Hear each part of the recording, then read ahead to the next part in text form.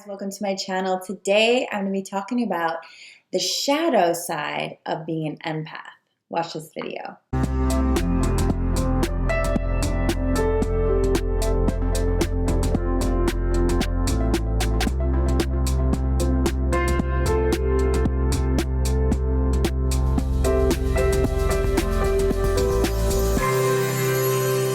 Hello everyone, welcome to my channel. If you're new, please click the little subscribe button and the bell so you receive notifications when I release new videos. And if you've been with me for a while, thank you so much and welcome back. Today's video is also, this has been a theme, it's usually always my theme, I just don't mention it, but it's very inspired by a session I just had this afternoon with a client, and we were talking about sort of the hidden shadow side of being an empath. And this relates to relationships. I'm going to do way more videos on the shadow coming up just to kind of launch my new course, Shadow Work, that's going to be launching in a few months. But for now, I want to just talk about the shadow aspect in relation to relationships. If you were raised, and this is interesting to me because it's not a realization a lot of people have when dealing with narcissistic relationships or emotional invalidation in childhood, but this is a very real thing that's super common in highly sensitive people and empaths. And so let me just say, if you were raised by a narcissist or by a parent who you weren't attuned to or wasn't emotionally validating, or there was some kind of emotional neglect in whatever way, or you were kind of taught that it's selfish to have a need, or your needs don't deserve to be met, or you just can't be understood enough to get your needs met, or if you felt like everything always had to be about your parents, and if there was any spotlight on you, they would kind of sabotage you or public shame you, this video is for you. So what I often see in men and women who forget or are unaware of that undercover abuse, I call it undercover abuse because it's emotional invalidation, and that's traumatizing for a child. Whether it was small or large, it's still a trauma. And so if you came from that type of a background, you're oftentimes really attracted to narcissistic type people. And the main reason why is because they are shining in the confidence, false confidence, but confidence. They're confident, they're not overly emotional, they're not out of control emotionally, they're not needy. And you become those things when your power is constantly taken away by not being able to have needs met, by not having needs, by being public shamed, by telling you that you should be people pleasing and you shouldn't have negative emotion. It shouldn't ever be about you.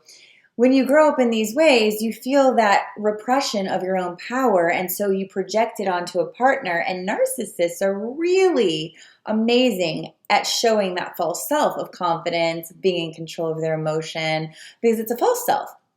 But you're really attracted to that false self because you're not able to own that in you. Because when you were a child, you were shamed for having a need, or shamed for making it about you, or shamed for taking the spotlight, which would threaten a narcissist, right? It's got to be all about them. And so what feels comfortable for you is that your narcissistic partner also needs it to be all about them and their needs.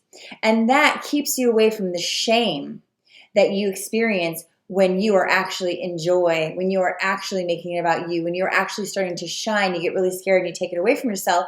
And if you're with a narcissistic partner, you don't have to worry about that too much because it's a very rare occasion that it's going to be about you. Take that in.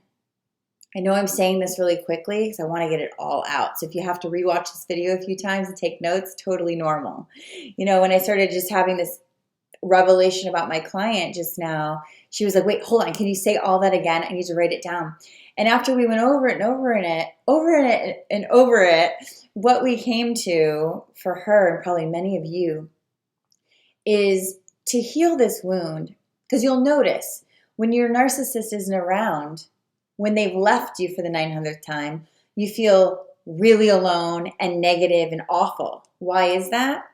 Because it's all about you. And that's where your shame comes in. You were taught that it's shameful to have attention on you, that it's shameful to have your life be about you, that it's shameful to invest in you. So what you do as probably a codependent in some way, or a highly sensitive person, or a wounded empath, is you've made it about the other person. You feel very comfortable with the attention being on them, so you don't have to feel the shame of having attention on you. And so one of the other patterns in this particular client that I see in a lot of others is that when you're having a good time, say you're out with friends or it's your birthday or you just had a win at work, you will start to notice that you're not being externally sabotaged, but you might start having negative thoughts that sabotage this joy experience for you. And that's very confusing for people. Why do I sabotage myself? Why do I get scared when things are good? Why don't I allow myself to have joy for a long period of time? It's a very clear answer, and it relates to everything we've been talking about, because you've been programmed to believe that it is not safe to be about you. So you do to yourself what was done to you, sabotaging your power, sabotaging your joy, taking it away from yourself. This is what we do. It's really hard to realize that. There's a lot of grief that may come up about that. There's a lot of upset that comes up around that. There's a lot of shock when you start to realize that, holy shit, this is what I'm doing and this is why. So I want you to take this and explore it for yourself. When you end this video, I want you to write down the ways that you take joy away from yourself. And I want you to remind yourself that this is not your fault, that there's nothing wrong with you that you do this. This is your programming. This is the conditioning of coming from a home that didn't allow you to shine and didn't love you unconditionally. And by the way, it doesn't mean you had horrible parents either. If this happened to you, it means you had emotionally unaware parents or parents who did not do the inner work and aren't fully healed, which is most people in the world at some level. So you're not alone. You're actually joined by thousands and thousands and thousands of people. So you're not alone. If you're starting to wake up to more and more of this and you're like, oh no, what do I do? Just know you have a tribe of people out there. Feel free to write your story in the comments, and there's tons of people that will respond. You're not alone. If you want to join a group and you don't know where to find one, you can check out my Truth Room Tribe. It's below. I know there was other things I wanted to say, but anyway, it's about clarity and understanding what you're doing and knowing that you can control this and you can stop taking this away from yourself with just the awareness alone. And also start to notice that you do it so that you don't have to feel the shame of being about yourself. And when you ask yourself the question, why do I shame myself for having attention on myself? That is a doorway to deeper inner child healing. So for that, we have emotional rehab. So please check the links below, you guys. Enrollment for emotional rehab will start again on September 15th, and class will start October 1st. So check that out for reference. Get on the wait list, please, so that I can send you updates when launch is happening. And I just want to let you guys know you're badasses for doing this work. I appreciate you coming to this channel and sharing with others. And I really send you a ton of light. I'll see you soon.